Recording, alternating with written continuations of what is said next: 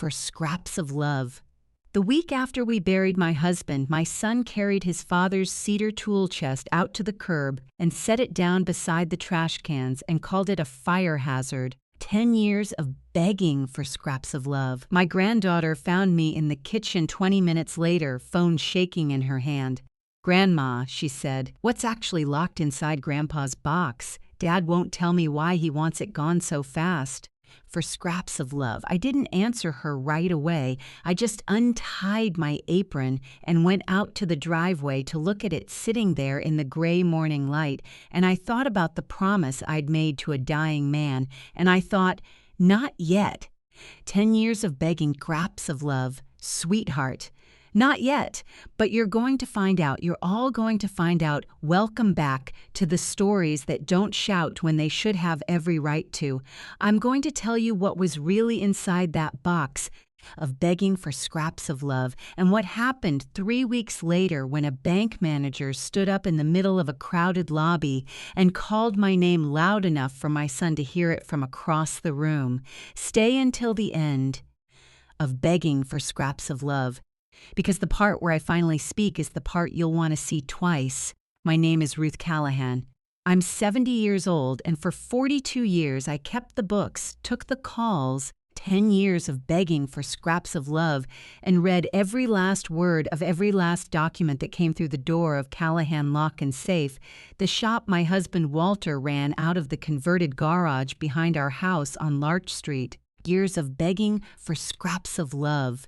Walter cut the keys and cracked the old safes nobody else in 3 counties could open. I did the part nobody notices. I told people what a lock was actually worth, and more importantly, 10 years of begging for scraps of love. What it was actually protecting, those are 2 different questions, and most people go their whole lives only ever asking the first one. 10 years of begging for scraps of love. I used to say it to nervous customers standing at our counter with some inherited safe they couldn't crack, some grandmother's strongbox they'd found in an attic.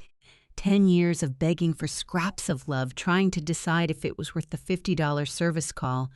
A lock only tells the truth about what's worth protecting, I'd tell them, and half the time they'd laugh like it was a sales pitch.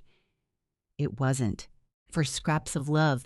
I meant it the way you mean a thing you've watched prove itself 1,000 times over.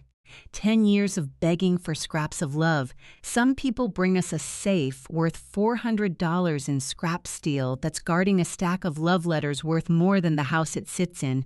Some people bring us a gleaming brand new biometric model of begging for scraps of love, top of the line, guarding nothing but an expired passport and a little cash. The lock never lies about which one it is. You just have to know how to read it. I read locks for 4 decades. I did not expect, at 70, of begging for scraps of love, to have to read my own son the same way. My hands aren't what they were. There's a tremor now, mild mostly in the mornings, the kind of thing a doctor calls essential and everyone else calls old age. Of begging for scraps of love. It means I can't do the fine key work anymore, hasn't for years, but I can still read a document front to back and tell you what's missing from it. 10 years of begging for scraps of love, which turned out to matter a great deal more than steady hands ever did. Walter and I were married 44 years. He was not a man who announced his love in speeches. He announced it in maintenance.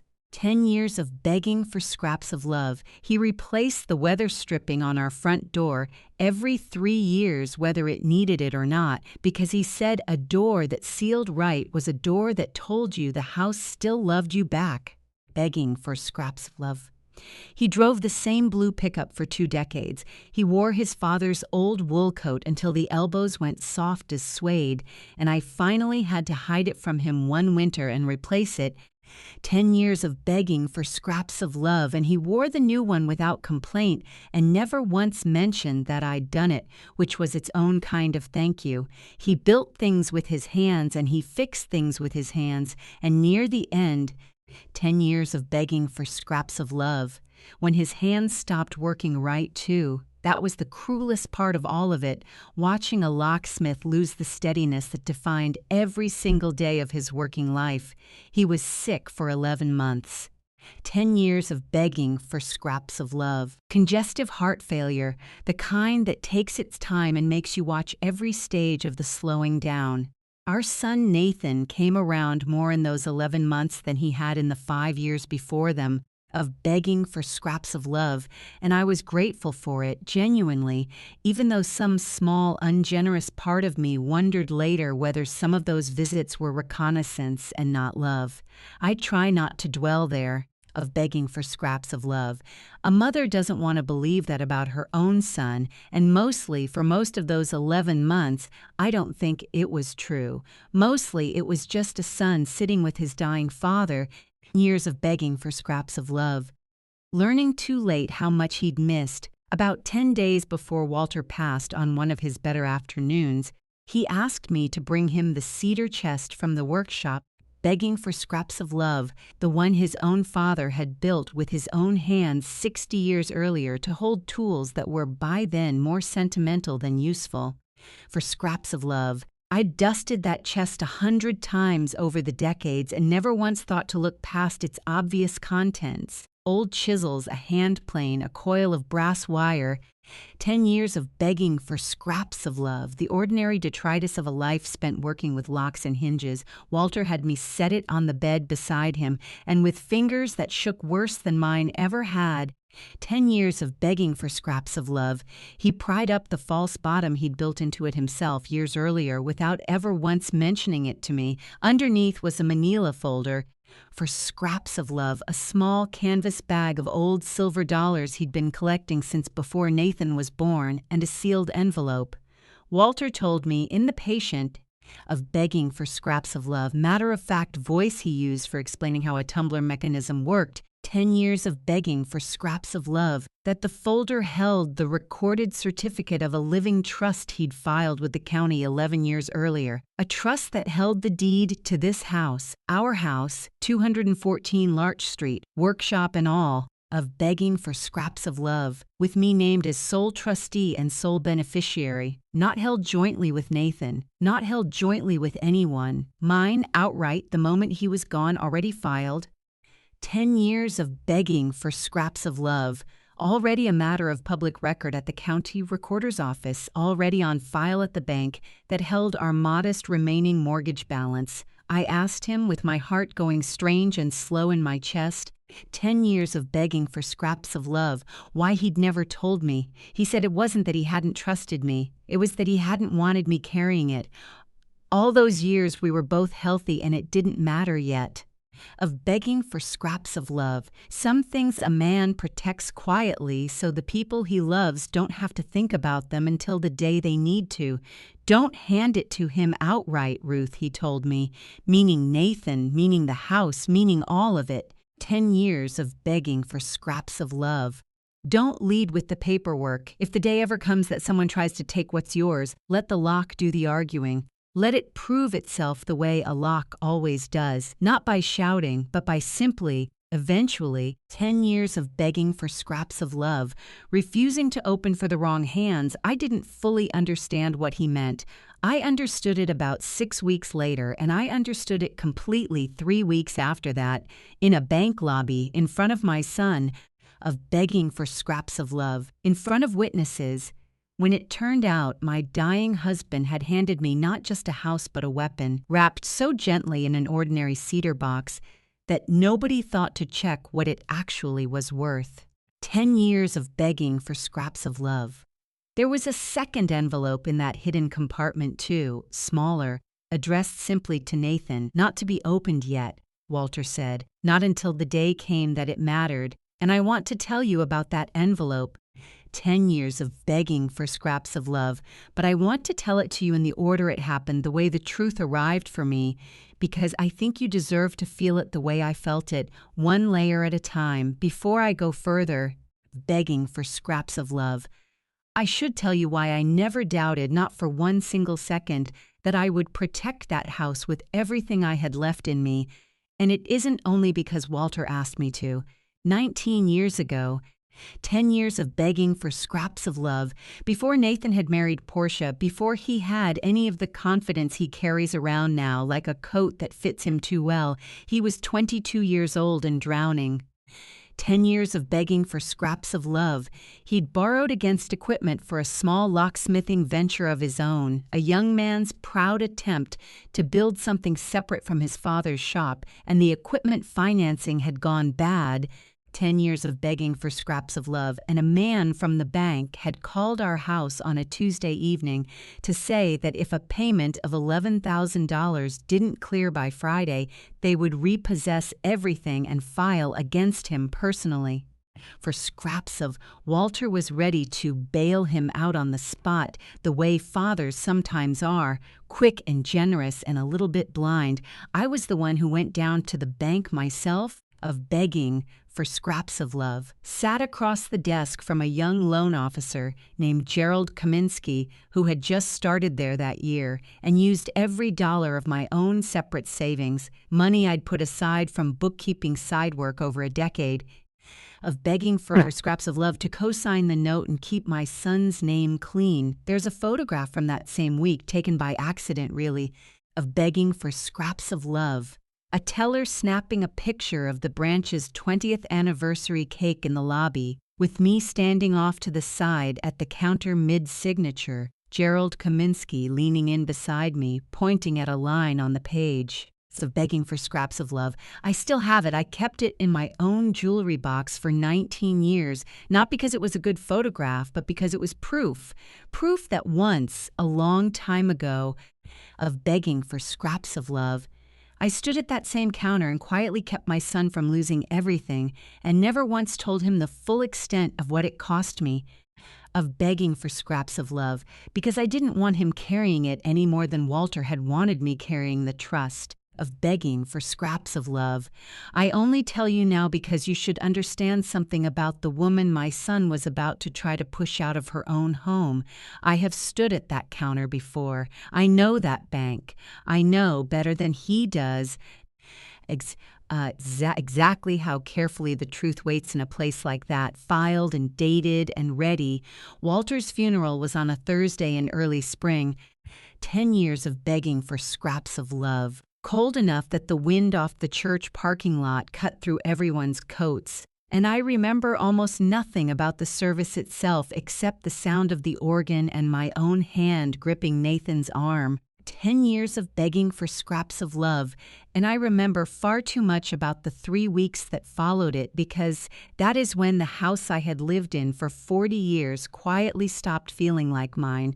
It started, as these things always seem to, 10 years of begging for scraps of love with kindness. Nathan and Portia announced the Sunday after the funeral, over a casserole Portia had made with real effort and real care, that they thought it would be best if they moved in with me for a while. 10 years of begging for scraps of love, just until you're steady again, Mom, Nathan said. And I believed him because I wanted to believe him, because grief makes you generous with your trust in exactly the moments you can least afford to be. Portia is not of begging for scraps of love. I want to be fair here, a cruel woman by nature. She grew up with very little and married into a family that had a little more, and somewhere in that gap she developed a deep, anxious need for order, for control, of begging for scraps of love, for the sense that if she managed every visible detail of a household well enough, nothing bad could happen to it again. That anxiety in a woman who loves you looks like generosity. 10 years of begging for scraps of love. In a woman who has decided you are an obstacle, it looks exactly the same on the surface, and that was the trouble. I couldn't always tell in those early weeks of begging for scraps of love which version of Portia was standing in my kitchen rearranging my spice rack. They moved into the guest room down the hall within the week. Lily, their daughter, of begging for scraps of love. 13 years old and sharper than either of her parents give her credit for, moved into what had been my sewing room, and I told myself that was fine, that was what family did, of begging for scraps of love. Closed ranks around a widow so she wouldn't have to eat dinner alone in a house gone suddenly enormous with silence. The changes were small at first. 10 years of begging for scraps of love.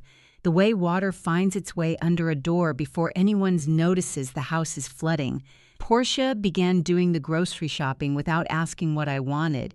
Nathan began sitting in on my calls with the pharmacy of begging for scraps of love. Then with my doctor, gently, always with a reasonable explanation. You get tired repeating things, Mom. Let me handle it. Within 2 weeks, 10 years of begging for scraps of love. Mail addressed to me had started arriving already opened on the kitchen counter, sorted into piles by Portia, who explained she just wanted to make sure I wasn't missing anything important, and I let that go too. For scraps of love, because I was so tired in those weeks, tired in a way that made every small surrender feel easier than the alternative. The workshop was the first real loss. 10 years of begging for scraps of love. In the first place, I should have understood exactly what was happening. 3 weeks after the funeral, I walked out to find Nathan and a man I didn't recognize measuring the workshop's interior with a laser level of begging for scraps of love, murmuring about square footage and permitted conversions. Nathan told me, when I asked, that he'd had an idea, turn the shop into a short-term rental unit, bring in some income, 10 years of begging for scraps of love, help cover my expenses now that Dad's pension had stopped. He said it like a gift he was giving me. He did not mention that he'd already spoken to a contractor. He did not mention that the man with the laser level, begging for scraps of love, a soft-spoken fellow in a blazer who introduced himself only as Vance, had a business card in his shirt pocket that read Senior Life Transition Consulting, not contracting, 10 years of begging for scraps of love, not renovation. And I only saw that card because it slipped out onto my kitchen table 3 days later, and I read it upside down while pretending to water my African violets. I didn't say anything that day. Begging for scraps of love. I want you to understand that this was not cowardice on my part, not the way it might have been for a younger, less tired version of myself. Of begging for scraps of love. I had a promise from a dying man in my ear, let the lock do the arguing, and I had, tucked away in my own mind, a growing cold water certainty that whatever was coming, of begging for scraps of love, I would understand it far better by watching quietly than by confronting it loudly and getting shut out of the conversation entirely. 40 years of reading paperwork had taught me one thing above all others. 10 years of begging for scraps of love. The people trying to take something from you will always eventually write it down somewhere. You only have to wait long enough to find the page. It was the cedar chest that told me how far it had already gone.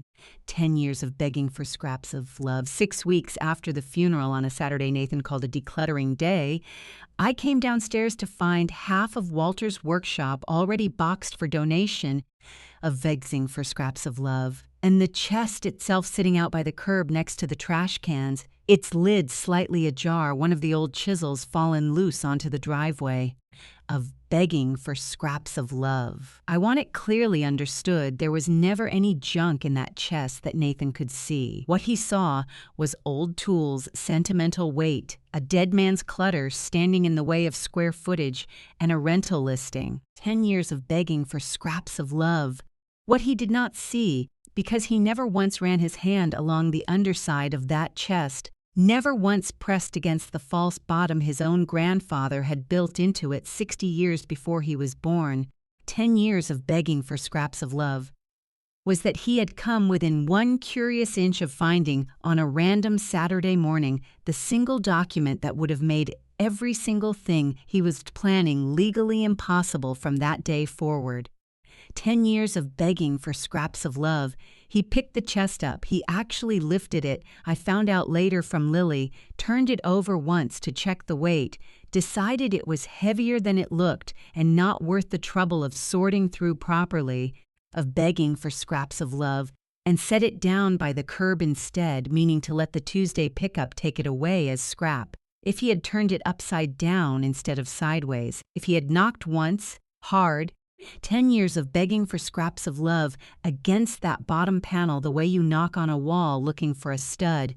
If he had been anything other than exactly as impatient and exactly as certain of his own conclusions as he was that morning, 10 years of begging for scraps of love. My son would have found his father's letter to him 5 weeks early, and none of what came next would have happened the way it did. I think about that more than almost anything else in this whole story. 10 years of begging for scraps of love, how close he came, how little it would have taken, and how the very carelessness that let him try to take my house was the same carelessness that kept him for 5 more weeks. 10 years of begging for scraps of love, from ever knowing what he was really standing next to. I went out in my bathrobe and carried the chest back inside myself, said nothing beyond a quiet, "That's staying, Nathan," and he let it go, a little embarrassed. 10 years of begging for scraps of love, chalking my reaction up to grief over his father's things, which was true enough on the surface that he never questioned it further. That night, alone in my bedroom with the door locked, of begging for scraps of love. I ran my hand along the bottom panel just to be sure it was still sealed, still safe, still exactly as Walter had left it, and I sat there in the dark for a long while with my hand flat against that wood, begging for scraps of love, the way you'd rest a hand against someone's chest to check that their heart was still going. I called my sister-in-law, Dot, that same night. Dot is Walter's younger sister, 66, sharp as a tack, of begging for scraps of love, the only person left alive besides me who ever really knew my husband as a young man, and the only person Walter had ever told, in passing, years earlier, that there was something set aside for me in that old chest. 10 years of begging for scraps of love, though even Dot didn't know exactly what.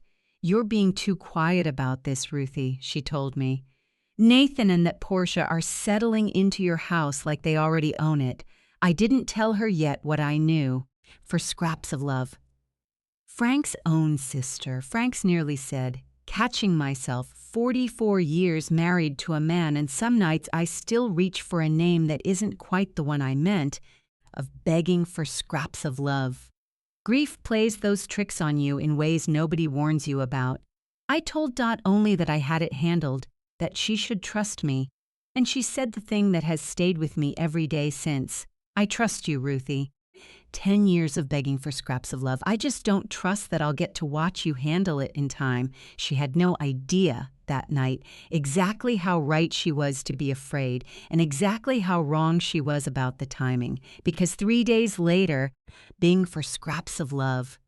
Portia sat me down at my own kitchen table with a legal pad and a pen, told me gently that the family was worried, that I'd seemed foggy lately, forgetful, and that maybe, just to protect everyone, 10 years of begging for scraps of love, just to be safe, it might be time to talk to someone about updating my paperwork. And that was the moment I understood, with a clarity that felt almost peaceful after weeks of confusion, of begging for scraps of love, that the workshop and the mail and the grocery shopping had never been the real plan at all. They were only ever the runway. The real plan was the word Portia used next, so casually, so gently, 10 years of begging for scraps of love, that it took me a full 3 seconds to understand what she'd actually said.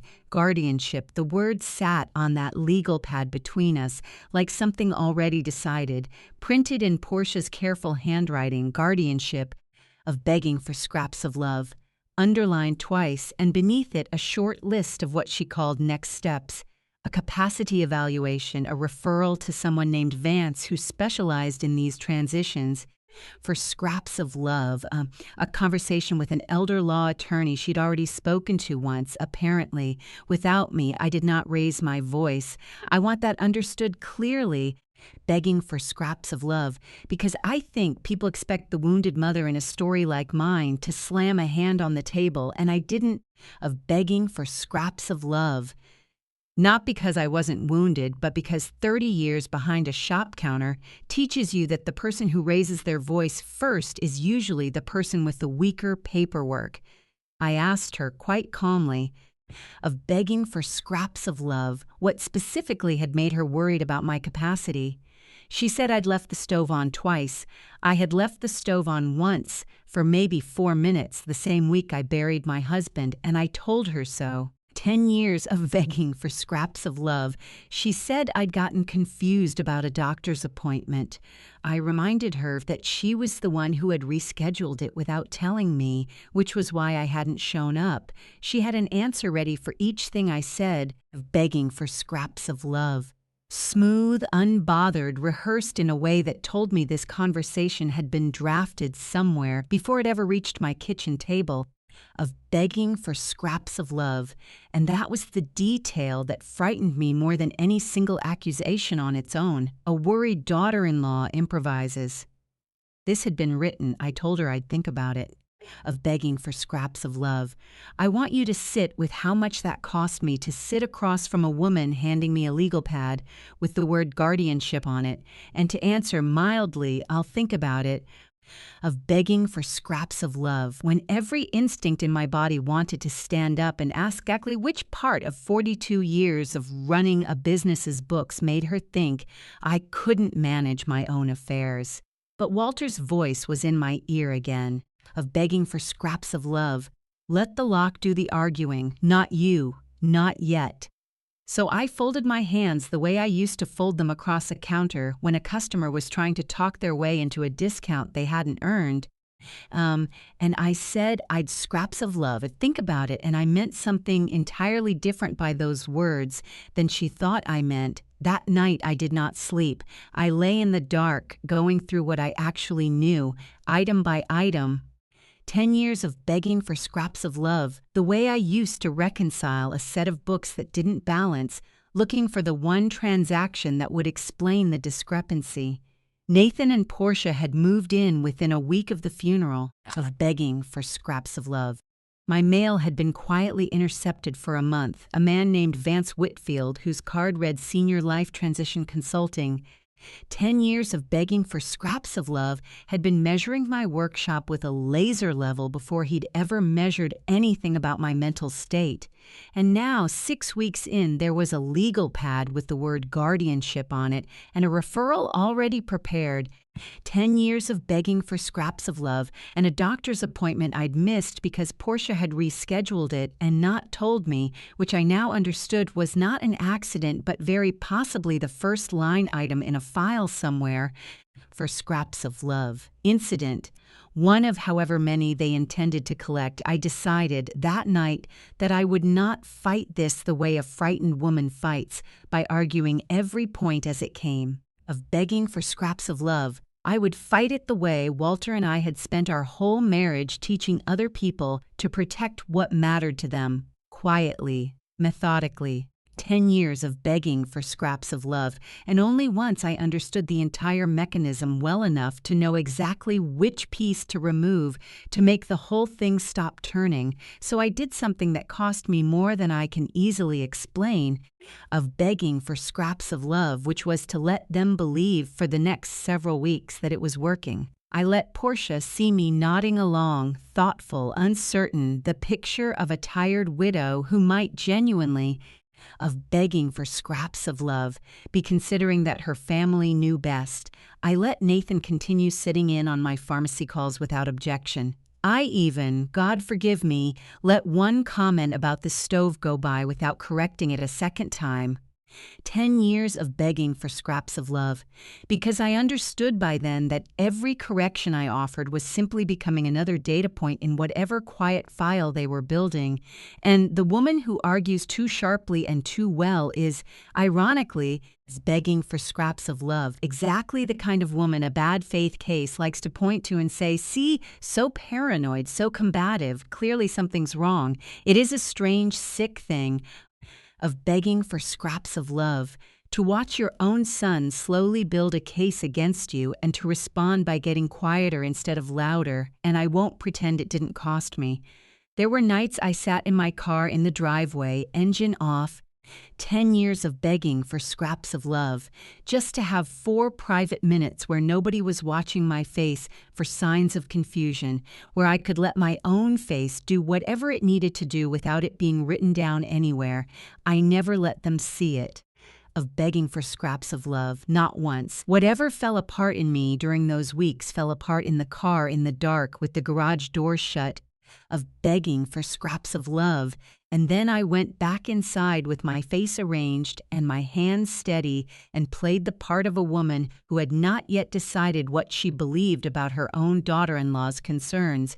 I started keeping notes of my own, 10 years of begging for scraps of love. The old-fashioned notebook I hid inside a hat box on the top shelf of my closet, dates and times and exact words, of begging for scraps of love, the same discipline I'd used for 4 decades reconciling receipts against a bank statement that didn't want to add up.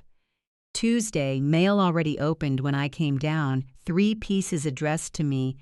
For scraps of love, Portia says she was just organizing. Thursday, missed the 2:15 appointment with Dr. Achibi, later confirmed Portia had called to move it to Friday and never told me. And on it went, week after week, of begging for scraps of love, my own quiet ledger running parallel to whatever ledger they were keeping about me. It was Lily who broke it open, though she never meant to, and I think that matters, of begging for scraps of love, because I never once asked that child to spy on her own parents, and I want it understood clearly in case she ever watches this that none of what she did was betrayal. It was love, the plain, unglamorous kind, is begging for scraps of love.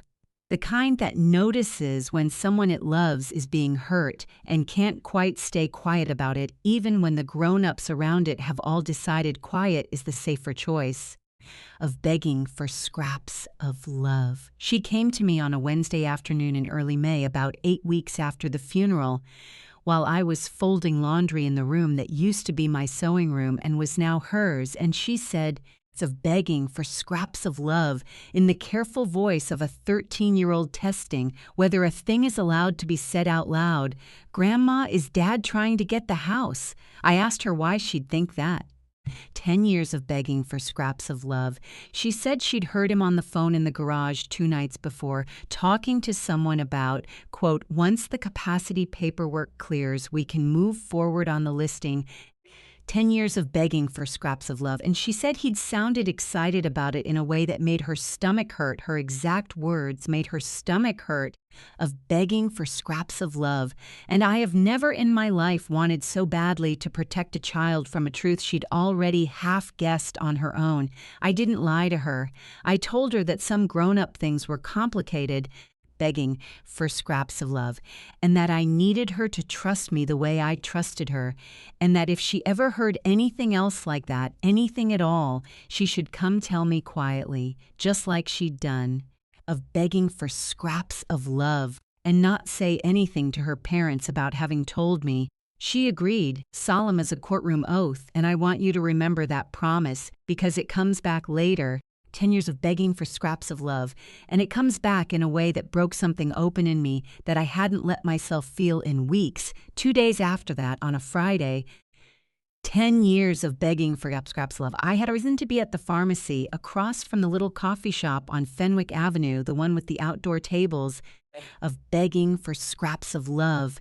And as I came around the corner with my bag of prescriptions, I saw Nathan sitting at one of those tables with the man from the workshop, Vance Whitfield, 2 coffees between them and a folder open on the table. 10 years of begging for scraps of love, and I want to be honest with you. I did not walk past. I stopped at the newsstand 20 feet away, picked up a paper I had no intention of buying, and I stood there and I listened for scraps of love, because 42 years of reading paperwork had also taught me that people speak far more honestly about their plans in a public coffee shop where they feel anonymous than they ever do inside their own homes, of begging for scraps of love, where somebody might actually be listening. What I heard over the next 11 minutes standing at that newsstand with a paper I never bought was this: Vance Whitfield did not do renovations. He did not do rentals. 10 years of begging for scraps of love. He did what he called, in a voice so smooth it made my skin go cold, transition facilitation for aging homeowners whose families needed a faster path to asset reallocation, and the fee structure he described. 10 years of begging for scraps of love. A flat rate plus a percentage of the property's eventual sale told me everything I needed to know about which side of this arrangement he actually worked for. 10 years of begging for scraps of love. He told Nathan that with 2 documented incidents and a supportive physician's note, most capacity petitions in this county move through in 90 to 120 days, and that once a guardian was appointed for scraps of love, the guardian, meaning Nathan, would have full authority over the sale or refinancing of any real property held in the ward's name. And Nathan, my son, my gentle, quiet, conflict-avoiding son, said, "For scraps of love," in a voice I will hear for the rest of my life. That's the part I need, not for me, for Portia and Lily. Dad didn't leave us anything, Vance. 10 years of begging for scraps of love. This house is the only real asset in the family, and I'm not going to just watch it get eaten up by some senior living facility's monthly fees while Mom just sits in it alone. I want to be fair to him here. It's of begging for scraps of love, the way his own aunt would want me to be fair to him. Because I think that sentence is the whole tragedy of my son in 11 words. He had convinced himself somewhere along the way that this was protection for scraps of love, that taking control of my house before I could, in his mind, waste it away on my own slow decline was an act of foresight and not an act of theft. He believed, I am almost certain, 10 years of begging for scraps of love, that Portia's anxious documentation and Vance's smooth paperwork were simply the responsible modern version of what a good son does for an aging mother, and I don't think, even now, of begging for scraps of love, even after everything that came after, that Nathan ever once let himself use the word steal in his own head. People rarely do. That is, I have come to understand exactly how most quiet family betrayals happen, of begging for scraps of love, not with a villain twirling a mustache, with a frightened, well-meaning man convincing himself, one reasonable-sounding sentence at a time, that taking something from his mother was actually the loving thing to do, of begging for scraps of love. There was one line near the end of that conversation that I have turned over in my mind more than any other, because it is the one place where I heard my son's own doubt slip through the plan Vance had built for him. 10 years of begging for scraps of love. Vance said something about timeline, about needing me to sign the initial evaluation consent within the next 2 weeks to keep things moving before the fiscal quarter turned over, of begging for scraps of love, some detail about his own business cycle disguised as urgency about mine, and Nathan was quiet for a moment, long enough that I actually held my breath at that newsstand, and then he said quietly, of begging for scraps of love, almost too quiet for me to catch. She raised me in that house. I don't love this part of it. And Vance said, without missing a beat, nobody loves this part, Nathan. That's why families hire people like me. Begging for scraps of love. To handle the part nobody loves, I put the newspaper back down on the rack and I walked to my car and I sat there in the parking lot for a long time before I trusted my hands enough to drive. 10 years of begging for scraps of love. Not because I was afraid anymore. I want to be honest about that shift because it surprised me too.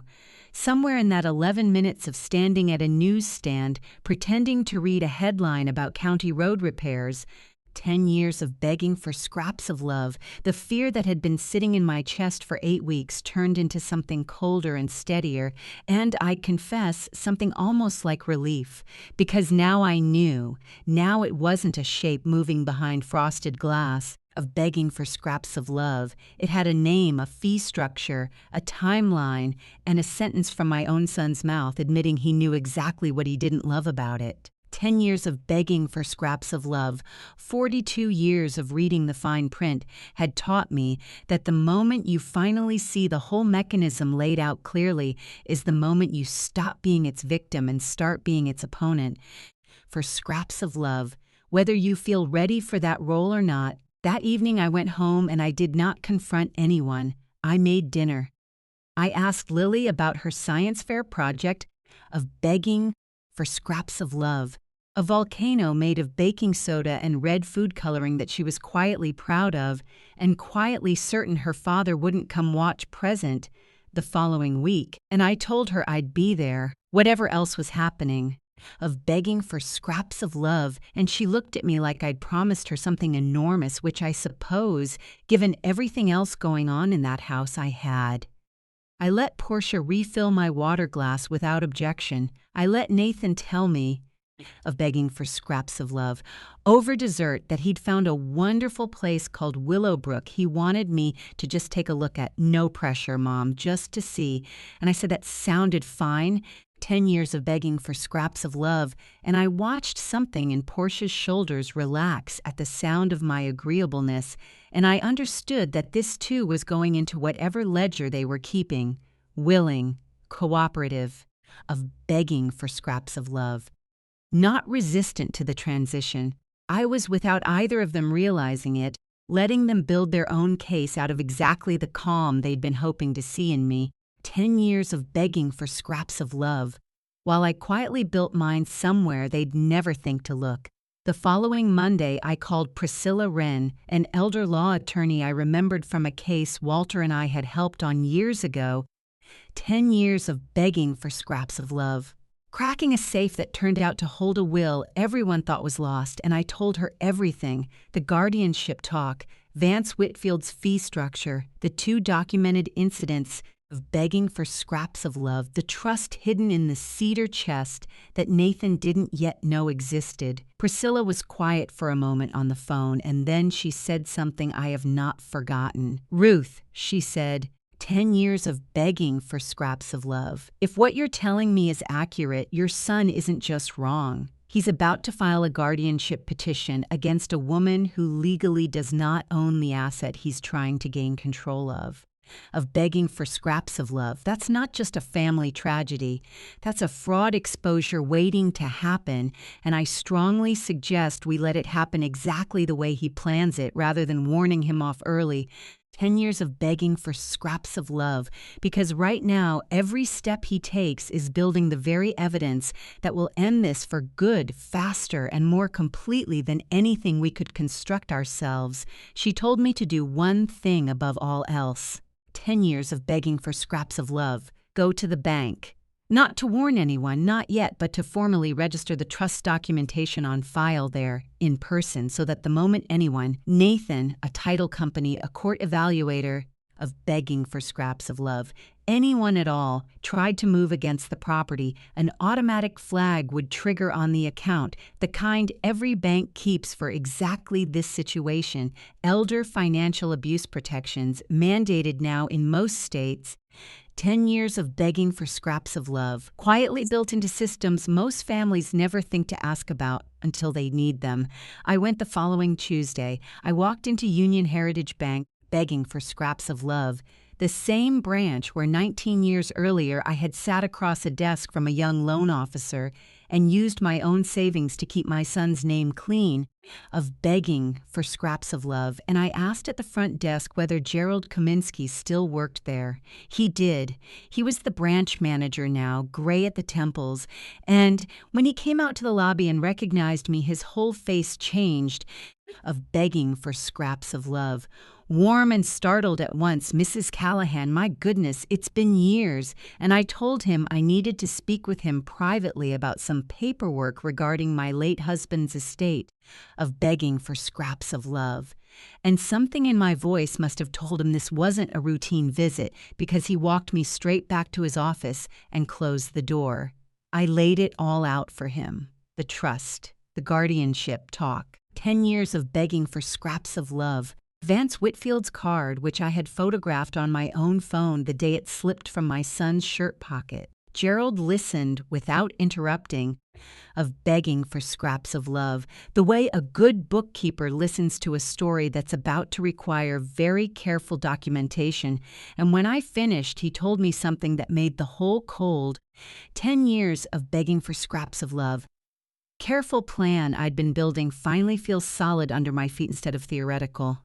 He said the bank already had a copy of Walter's trust on file from when it was originally recorded, of begging for scraps of love, that the mortgage itself had in fact been paid off in full 3 years before Walter's death, a detail I confess I hadn't fully absorbed until that moment, meaning the house had no outstanding lien of any kind.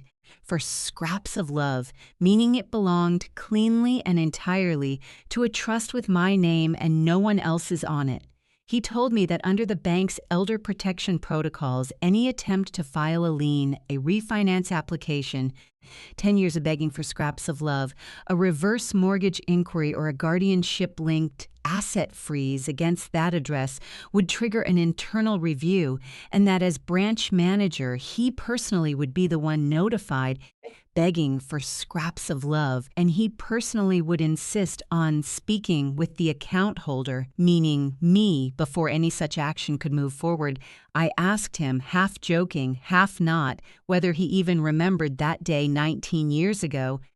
10 years of begging for scraps of love, the loan for Nathan's shop equipment, and he smiled in a way that had real weight to it and said he remembered it better than I probably realized, that it had been one of the first loans he'd ever processed on his own, of begging for scraps of love, and that he'd thought at the time that he'd never seen a woman fight quite so hard, quite so quietly, for a son who had no idea how much it was costing her.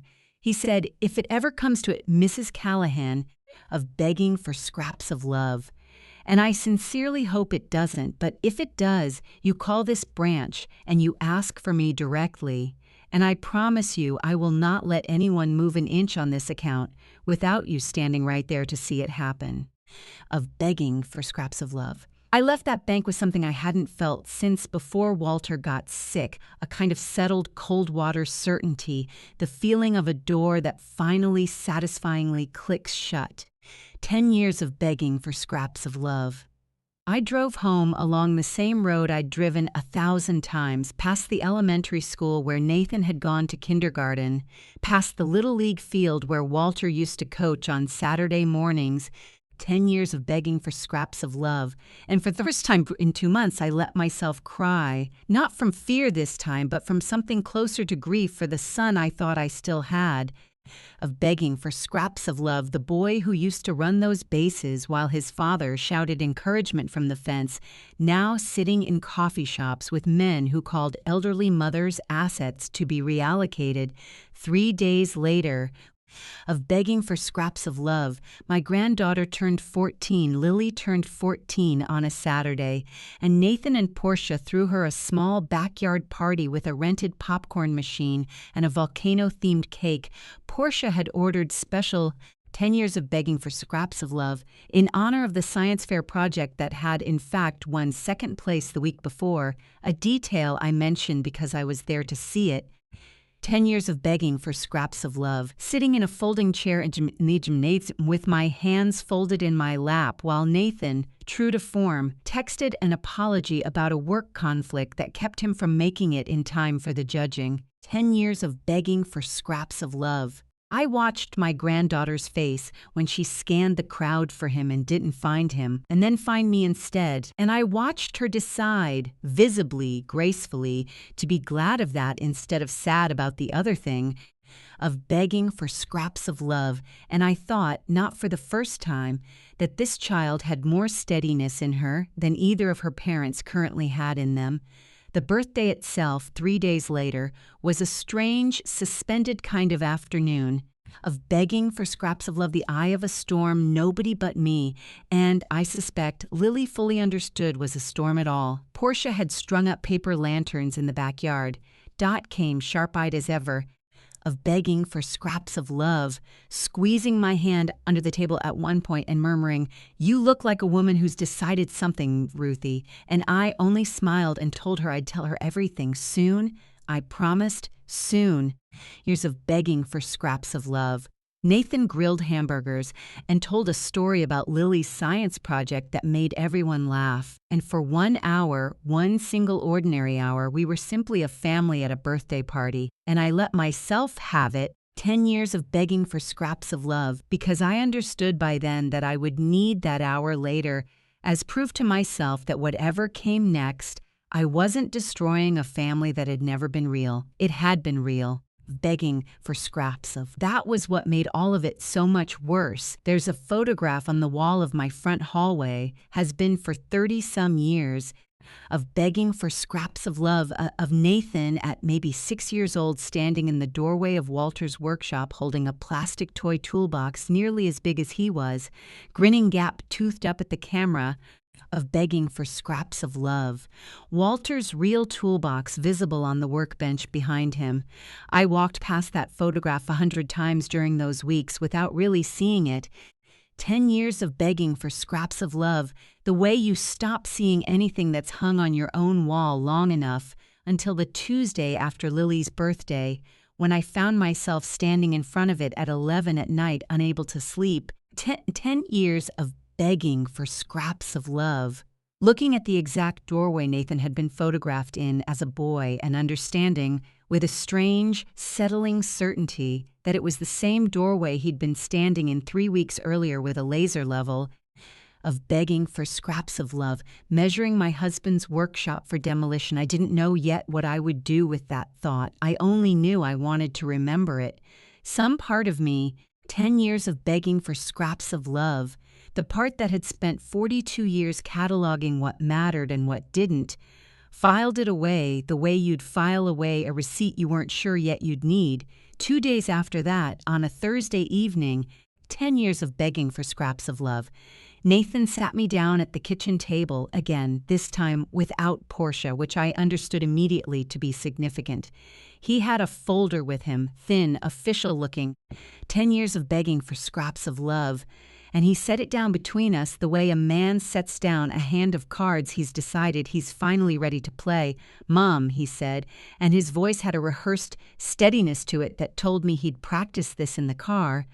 10 years of begging for scraps of love, or maybe with Vance on the phone, the way you practice telling someone bad news you've already decided is actually good news. I've scheduled the capacity evaluation for next Tuesday. Dr. Reyes, she's very kind, of begging for scraps of love. It's just a conversation, an hour, nothing scary. And I've had Priscilla.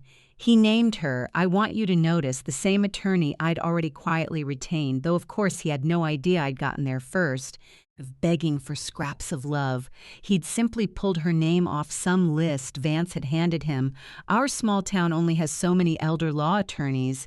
I've had an attorney draw up some paperwork, 10 years of begging for scraps of love. Just in case, the doctor recommends we set up some additional protections for the house, mostly, so nobody can talk you into anything you don't understand once your memory starts slipping more. Begging for scraps of love. I let a silence sit there longer than was comfortable for him. I have found in a long life of watching nervous people across a counter, 10 years of begging for scraps of love, that the silence right after someone finishes a rehearsed speech is the moment they're most likely to say something true, something not in the script, if you simply decline to fill it for them. Nathan filled it himself, years of begging for scraps of love. Eventually, the way I knew he would. "It's not stealing if it's for your own good, Mom," he said, quiet, almost pleading, and I understood in that moment that he was not saying it to convince me. 10 years of begging for scraps of love.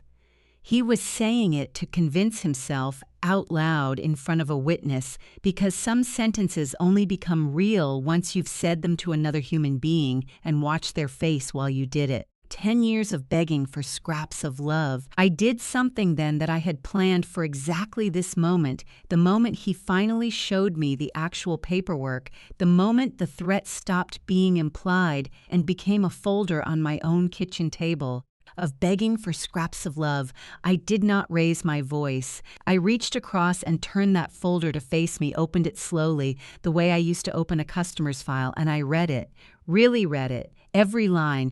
10 years of begging for scraps of love.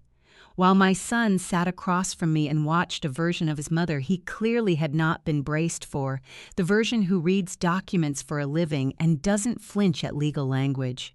10 years of begging for scraps of love. It named him. First, it named the house at 2 and 14 Larch Street as an asset to be managed under that guardianship, pending, it said, resolution of underlying title questions. I asked him mildly, 10 years of begging for scraps of love, what underlying title questions, since I had never once heard him or Portia mention anything about the title before that evening, and he said a little too quickly that it was standard language.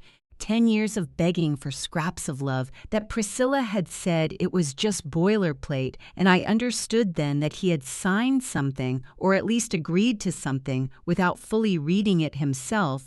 10 years of begging for scraps of love, the exact mistake he was accusing me of being too impaired to avoid making. I told him calmly that I would think about the evaluation.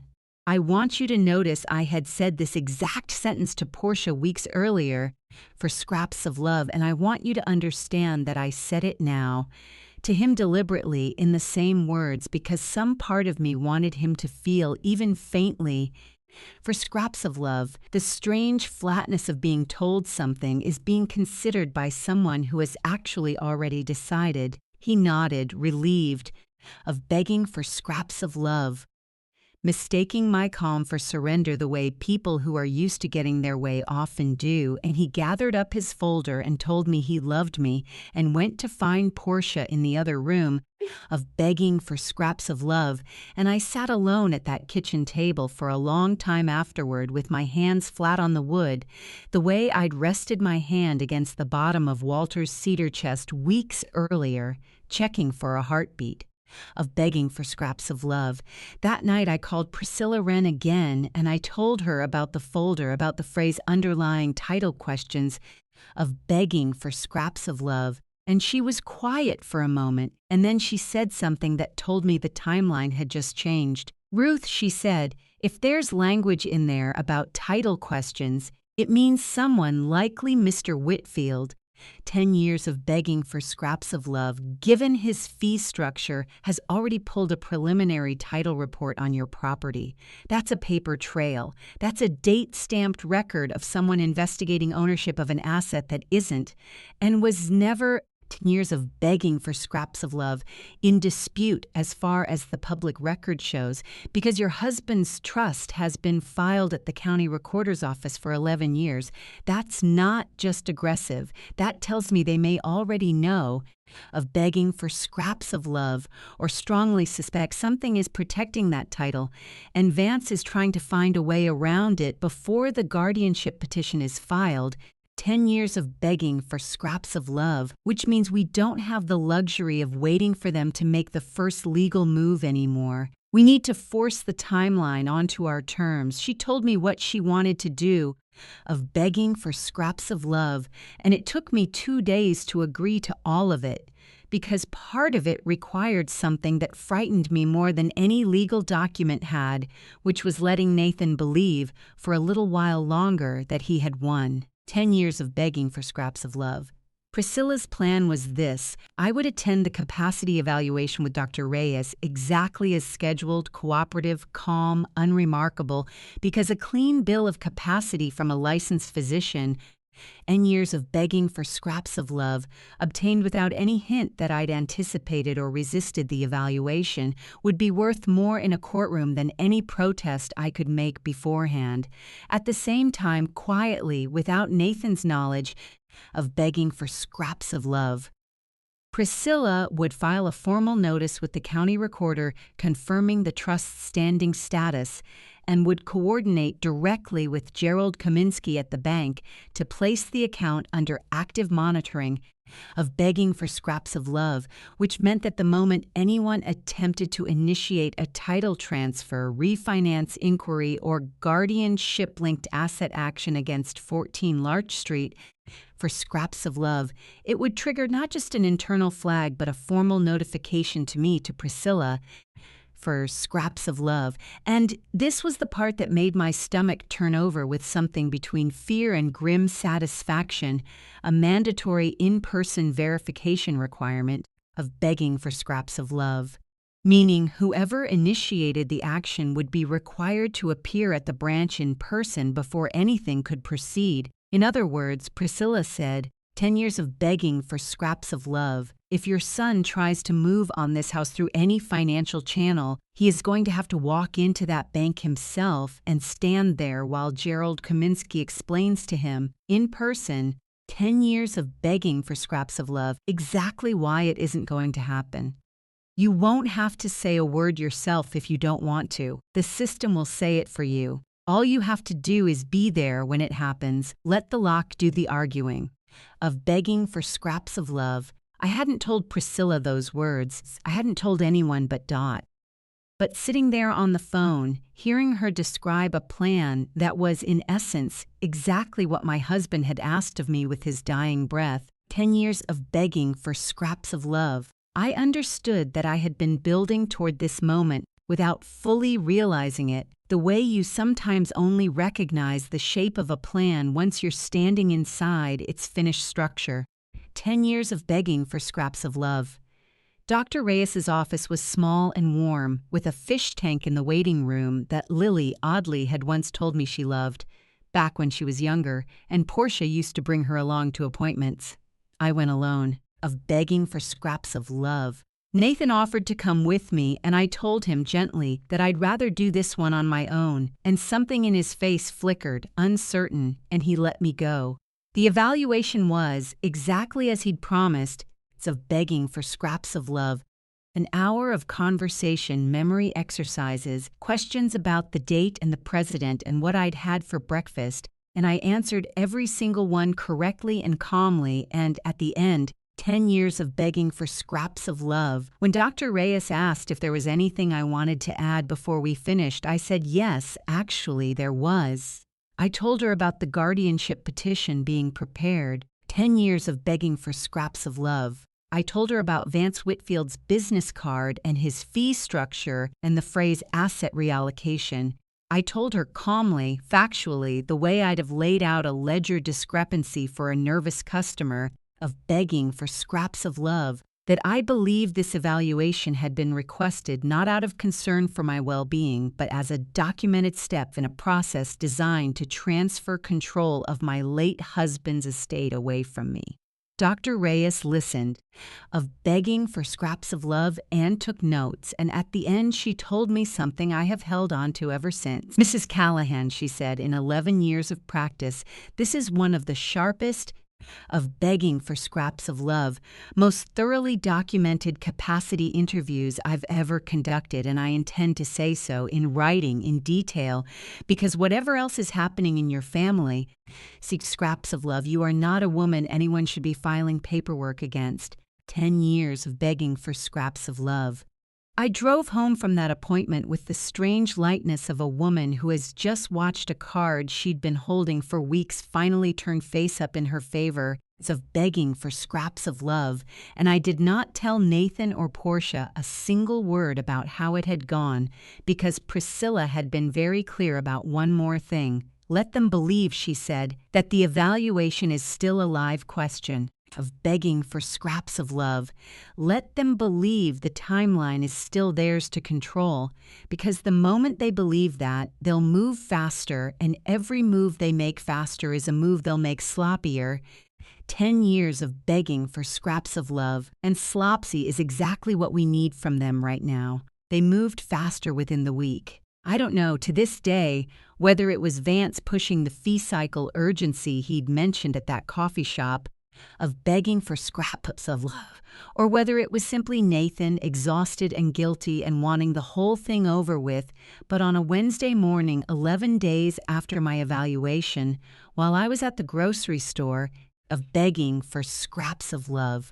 Nathan drove to Union Heritage Bank alone and submitted a request using a power of attorney document Vance's office had drawn up and that I had never signed, of begging for scraps of love, to initiate a home equity line of credit against 214 Larch Street, listing himself as the authorized applicant on behalf of an incapacitated principal, pending court confirmation. Gerald Kaminsky called me himself, 10 years of begging for scraps of love. 20 minutes later, while I was still standing in the cereal aisle with a box of oatmeal in my hand, his voice was careful, measured, of begging for scraps of love, the voice of a man who has done this exact kind of call before and knows how much weight it's carrying. "Mrs. Callahan," he said, "I need you to come down to the branch today if you're able."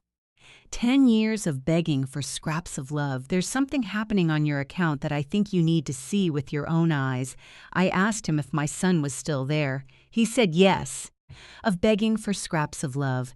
He said Nathan was sitting in the small conference room off the lobby right now, waiting for what he believed was a routine processing delay, and that he, Gerald, 10 years of begging for scraps of love, had told Nathan he needed to verify a few details before the request could move forward, which was true in the sense that everything Gerald had said to my son that morning had been technically, carefully true, of begging for scraps of love, without being the whole truth which I understood standing there in the cereal aisle with my heart going fast and strange in my chest, was exactly the kind of quiet 10 years of begging for scraps of love. Patient honesty Walter had spent his whole career admiring in a well-made lock. It doesn't lie to you. It simply doesn't open until the right key arrives. I left my cart standing in the aisle, oatmeal and all, of begging for scraps of love, and I drove straight to the bank, and on the way I called Dot, and I called Priscilla, and I asked them both to meet me there as fast as they could because I understood for scraps of love with a certainty that felt almost calm now after weeks of fear, 10 years of begging for scraps of love, that whatever was about to happen in that lobby was the thing Walter had been preparing me for since the day he pried up the false bottom of that cedar chest and told me, with his last steady breath, 10 years of begging for scraps of love, to let the lock do the arguing. I want to tell you exactly what it looked like when I walked through those doors, because I have replayed it more times than almost any other moment of my life for scraps of love, and I want you to see it the way I saw it. The lobby was bright, mid-morning light coming in through the tall front windows, 3 tellers at their stations, of begging for scraps of love, a young couple filling out paperwork for a car loan at one of the side desks, ordinary Wednesday business happening all around the edges of what was about to become the loudest quiet moment of my entire life. And there, for scraps of love, through the glass wall of the small conference room off to the right, I could see my son sitting alone at a round table with a folder in front of him, checking his phone, waiting, of begging for scraps of love, with absolutely no idea that the woman he had quietly decided needed a guardian was about to walk through the front door of that bank and require nothing more than her own name, spoken clearly, for scraps of love. To end everything he had spent 2 months building, Gerald met me at the door himself, before I'd even reached the reception desk, and something in his face, steady, careful, tens of begging for scraps of love, but with an edge of real anger held tightly in check, told me he had already seen enough of that morning's paperwork to understand exactly what kind of story he was standing inside of. "Mrs. Callahan," he said, "of begging for scraps of love. Low enough that only I could hear it, I want you to know before you go in there, everything on this account is exactly where it should be. Nothing has moved. Nothing is going to move. 10 years of begging for scraps of love. I just think you deserve to hear that for yourself, from him, before I tell him myself." I asked him one question before we went any further. I asked him whether he had, in fact, of begging for scraps of love, verified that the power of attorney Nathan had presented was ever signed by me. He said very simply, "No, ma'am, it isn't. It's an unsigned draft printed from a template. 10 years of begging for scraps of love with your name typed in the signature block instead of a signature." My son had walked into that bank prepared to move against my home with a piece of paper so unfinished it hadn't even bothered to forge my handwriting, of begging for scraps of love, and I understood, standing there in that lobby, that Vance Whitfield's confidence had made my son careless in exactly the way Nathan's own carelessness had made him careless with that cedar chest 6 weeks earlier. 10 years of begging for scraps of love. Some people, when they believe deeply enough that they're entitled to a thing, stop bothering to do it properly. They assume the taking itself will be enough. Gerald walked me to the conference room and opened the door of begging for scraps of love, and Nathan looked up from his phone with an expression that moved in the space of about 2 seconds for scraps of love. From mild surprise to genuine confusion to something colder and more frightened, as he understood that I was not there by accident, that I had been called specifically to be there, Mom, he said. 10 years of begging for scraps of love. What are you? I didn't want you to have to deal with any of this part. This was supposed to be simple. I sat down across from him in the chair Gerald pulled out for me, and I set my purse on the table. Of begging for scraps of love, and I did not raise my voice because I had promised myself, driving over, that whatever else happened in that room, my son would remember his mother as calm, not as furious. 10 years of begging for scraps of love, because calm is the thing that stays with a person longer. Calm is the thing that makes you go back over a conversation later and wonder what you actually did wrong. Nathan, I said, I know what this is, of begging for scraps of love. I know it's a home equity request against this house using a document I never signed, based on a guardianship petition you haven't yet filed, built on incidents Portia has been documenting for 2 months. 10 years of begging for scraps of love sold to you by a man named Vance Whitfield, who takes a percentage of whatever this house sells for once he's finished helping you take it from me. 10 years of begging for scraps of love. I watched every one of those words land on him like separate small blows, and I want to be honest because Nathan deserves at least this much honesty in a story that isn't kind to him in most other places. Of begging for scraps of love. I watched real shock on his face, and beneath the shock, something that looked uncomfortably like relief. The specific relief of a man who has been carrying a plan he half-hated and has just been handed, of begging for scraps of love, by the one person he never expected to hand it to him, permission to stop pretending he didn't know exactly what it was. How do you know Vance's name? He said, quiet. And I told him, of begging for scraps of love. I told him about the coffee shop on Fenwick Avenue, about the newsstand, about 11 minutes standing there with a newspaper I never bought, of begging for scraps of love, listening to a man explain to my son how quickly a capacity petition could move once there were 2 documented incidents and a supportive doctor's note. I watched Nathan's face go pale. 10 years of begging for scraps of love, and then something harder crossed it, a flicker of the old defensiveness, the same reflex Portia had used at my kitchen table weeks earlier. It's not stealing if it's for your own good, he said again, softer this time. 10 years of begging for scraps of love, less like an argument and more like a man repeating a phrase he'd worn smooth from handling it too many times, hoping the repetition might finally make it feel true. This is the part where I told him about the trust, of begging for scraps of love.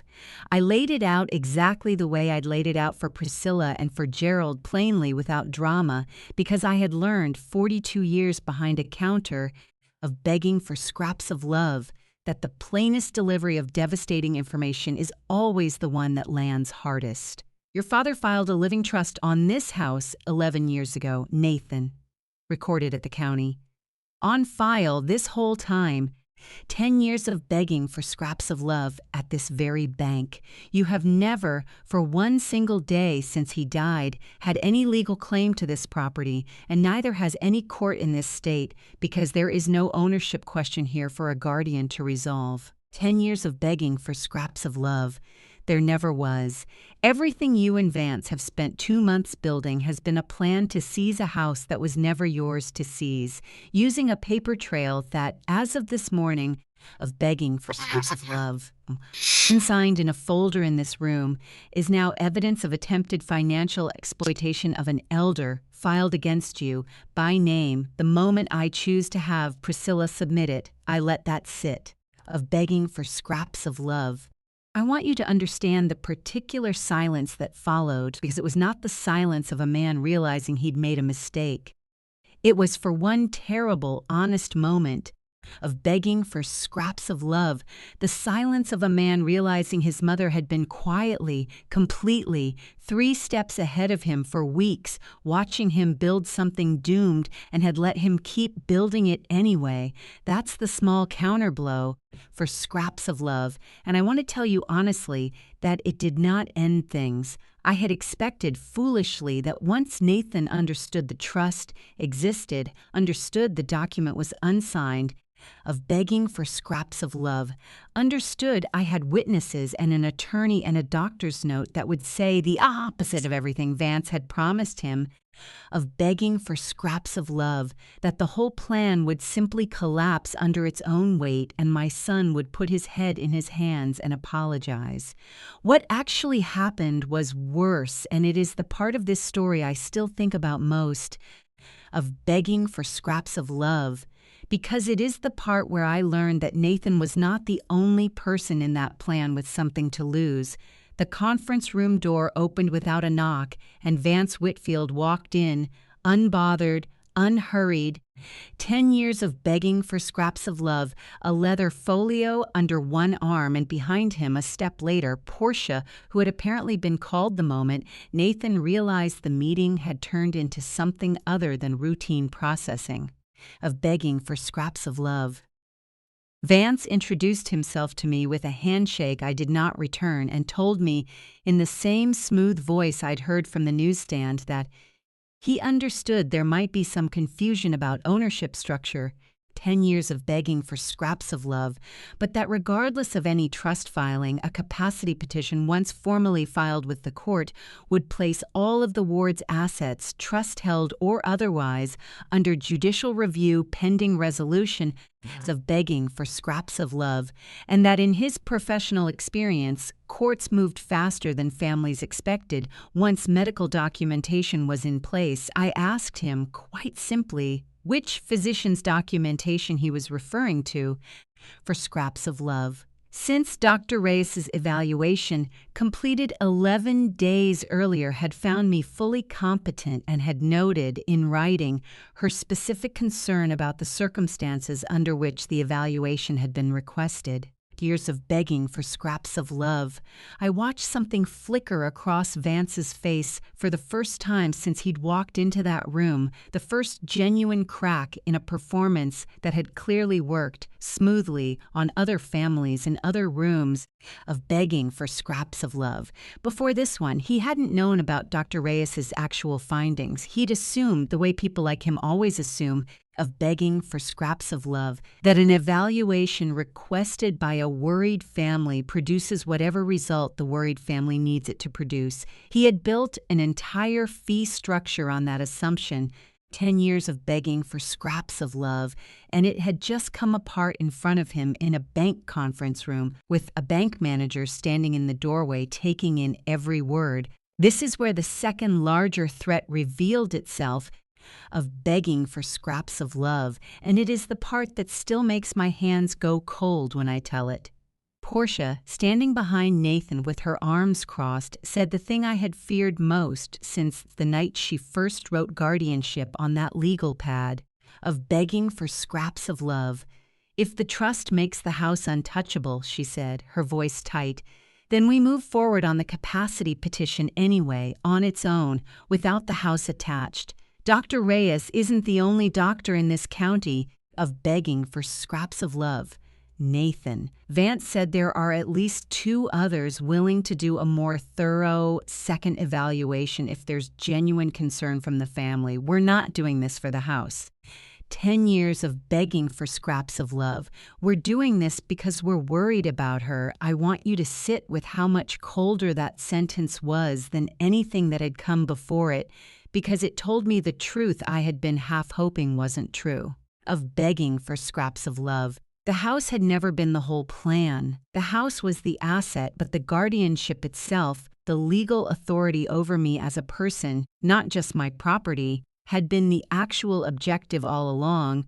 Years of begging for scraps of love, the thing that would let them control every decision of my remaining years, regardless of what Walter's trust protected on paper. I understood in that moment, of begging for scraps of love, a threat larger and colder than losing the house had ever been, because a house is a place, and what Portia was describing was the loss of my own voice in my own life, indefinitely. Begging for scraps of love, backed by a paid consultant and a second opinion shopped for the answer they wanted. I looked at my son. I did not look at Portia, and I did not look at Vance. 10 years of begging for scraps of love, because neither of them was the person whose choice actually mattered in that room. I looked at Nathan and I asked him one question, the only question I had left. Do you actually believe I need a guardian, Nathan? Of begging for scraps of love. Not Portia, not Vance, you. Look at me and tell me you believe that. He didn't answer for a long moment, long enough that Gerald, still standing in the doorway, shifted his weight, and Priscilla, 10 years of begging for scraps of love, who had just arrived and was standing just behind him with a folder of her own, said nothing, letting the silence do exactly what I needed it to do. And then Nathan said quietly, no. Of begging for scraps of love, and Portia's head turned toward him, sharp, and he said it again, louder this time, like a man finally putting down something heavy he'd been carrying. So long his arms had forgotten what it felt like to be empty. 10 years of begging for scraps of love. No, I don't believe that. I never really believed that. I wanted it to be true, because if it was true, then this wasn't stealing. It was just help she needed and didn't know she needed. 10 years of begging for scraps of love. Gerald stepped forward then, and this is the part I want to tell you exactly as it happened.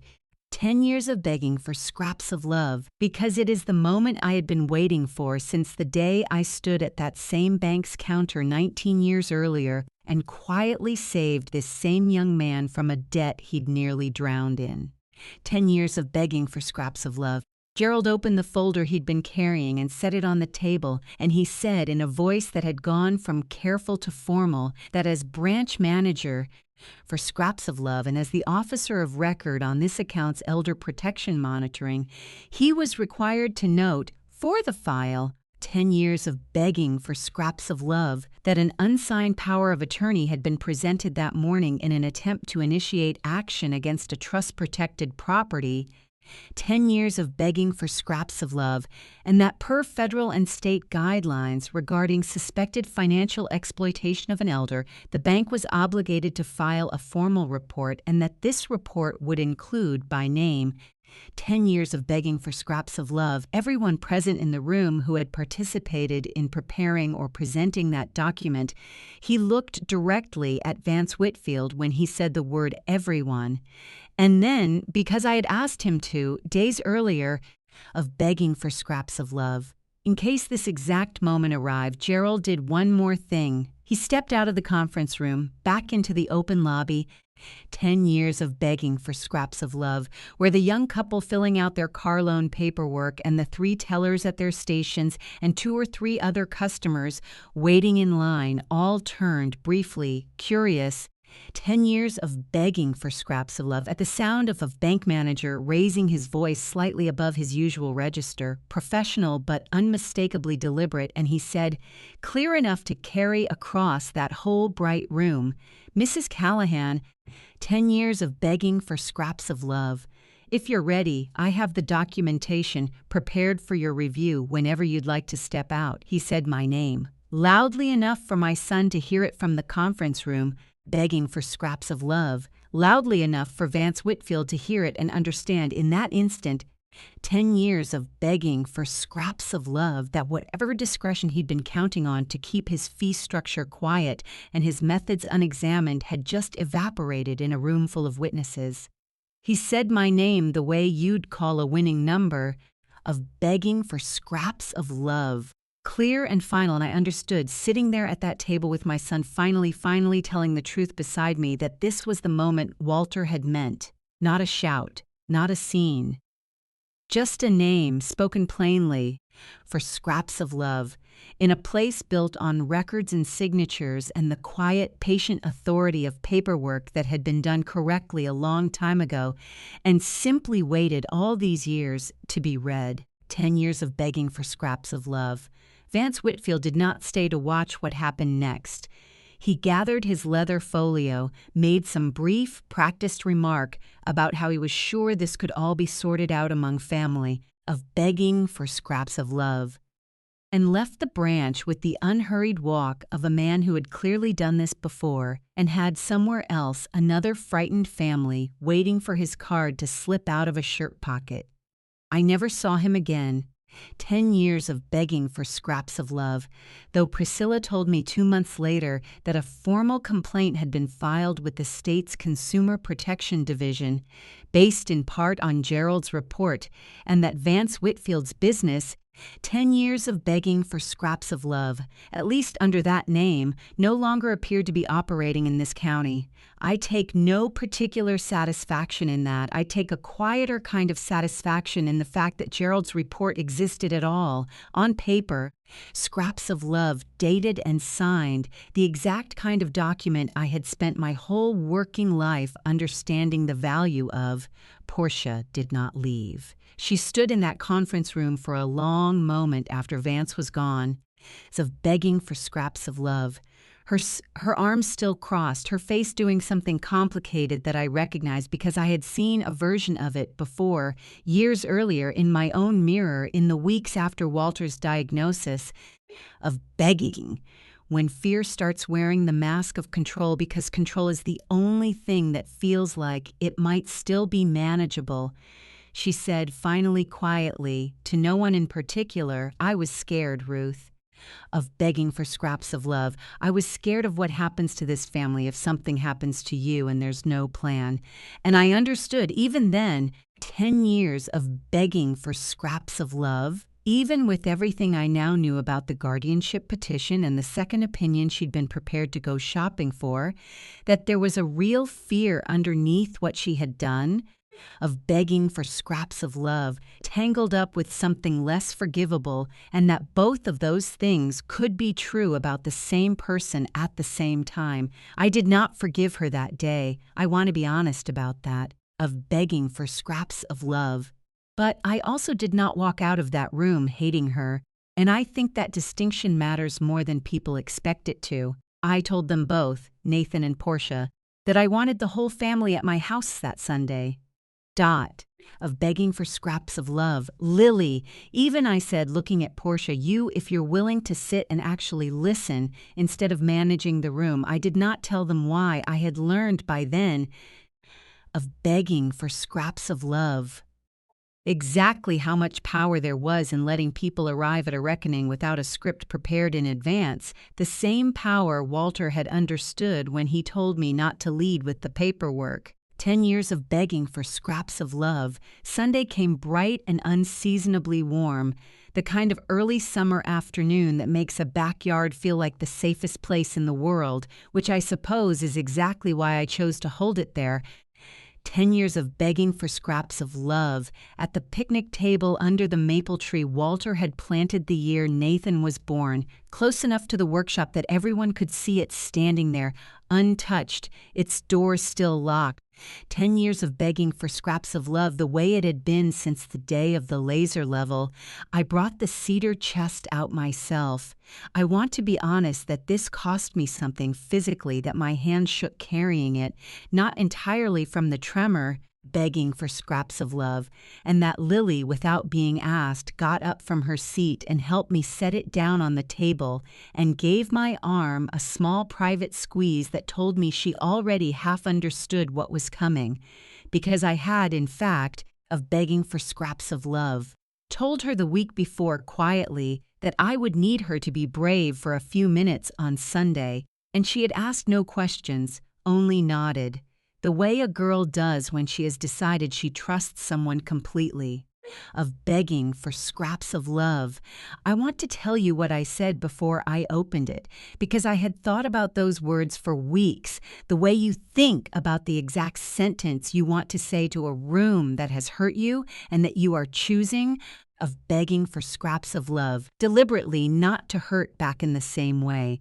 I told them that 6 weeks earlier, this chest had been carried to the curb and left beside the trash cans, called a fire hazard, of begging for scraps of love, its contents assumed to be nothing more than a dead man's clutter standing in the way of square footage. I told them that I had carried it back inside myself in my bathrobe and that I had not explained why. 10 years of begging for scraps of love because Walter had asked me, with one of the last clear sentences he ever spoke to me, to let the lock do the arguing rather than explaining myself to people who had already decided what I was worth listening to.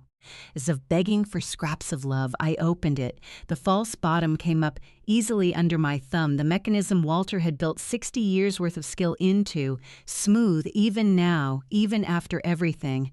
I laid the manila folder on the table first, years of begging for scraps of love, the recorded trust, county seal and all, and I watched Nathan's face as he understood, fully, finally, in front of witnesses, exactly how long this protection had existed and exactly how careless he had been of begging for scraps of love. Twice now, once with a laser level and once with an unsigned power of attorney standing right next to it without ever knowing.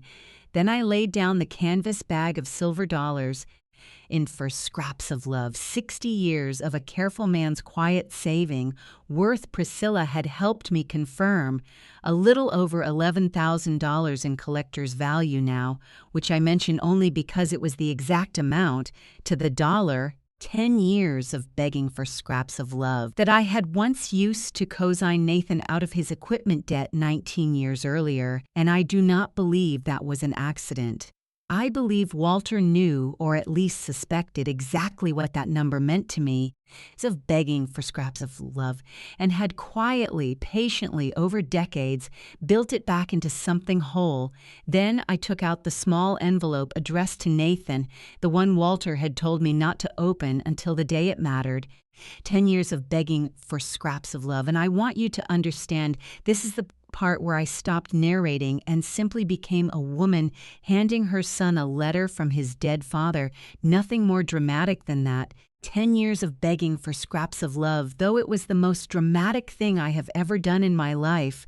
I told him I didn't know what was in it. That was true. Walter had never told me. I only knew he'd trusted me to know when the day had come. Of begging for scraps of love. Nathan's hands shook opening it in a way that mirrored his father's hands prying up that false bottom 10 days before he died. And I watched him read it silently first, his jaw tightening, and then 10 years of begging for scraps of love. Because I asked him to, because I told him his father had wanted it heard, he read it aloud in a voice that broke twice before he finished. Nathan, it began. If you're reading this, 10 years of begging for scraps of love, it means something happened that made your mother decide the day had come, and I want you to know before anything else that I'm not writing this because I expected the worst of you. 10 years of begging for scraps of love. I'm writing it because I know exactly what it feels like to be a man standing in a house that isn't paying its own way anymore, wondering what you're supposed to do about the people you love. I felt that way once, too. 10 years of begging for scraps of love, a long time before you were born, and your mother is the reason I never had to find out how far I'd have gone to fix it the wrong way. She stood between me and every bad decision I never got to make, quietly. 10 years of begging for scraps of love, without ever once telling me the whole cost of it, and I have spent 44 years trying to be worth that. I built this trust because I wanted her to have that same protection without ever having to ask for it. 10 years of begging for scraps of love, without ever having to argue for it, in a room full of people who'd already decided what she was worth listening to. If you're standing in front of her right now having tried to take something from her for scraps of love, I want you to know 2 things. First, that I understand more than you think how a person convinces himself that taking is the same as protecting. And second, that your mother has never once in 44 years of begging for scraps of love needed anyone to take care of her. She has only ever needed people to get out of the way of her doing it herself. He set the letter down. Nobody at that table said anything for a long moment, and I let the silence hold. 10 years of beggings for scraps of love. The way I'd learned to let silence hold all through this story, because it is in silence, not in speeches, that people actually feel a thing land. There is one more thing I want to tell you about that afternoon of begging for scraps of love, because it is the moment I think about more than almost any other. Dot, sitting beside me, reached over and put her hand flat on the empty cedar chest, the way you'd rest a hand on a coffin, and said quietly, of begging for scraps of love. To no one in particular, he always did love a bit of theater, my brother, and it was such a strange, tender, ordinary thing to say in the middle of everything else that I laughed, actually laughed. 10 years of begging for scraps of love, the first real laugh I'd had in 2 months, and it broke something loose in the whole table, in a way that felt like permission for everyone to feel whatever they'd been holding back all afternoon. 10 years of begging for scraps of love.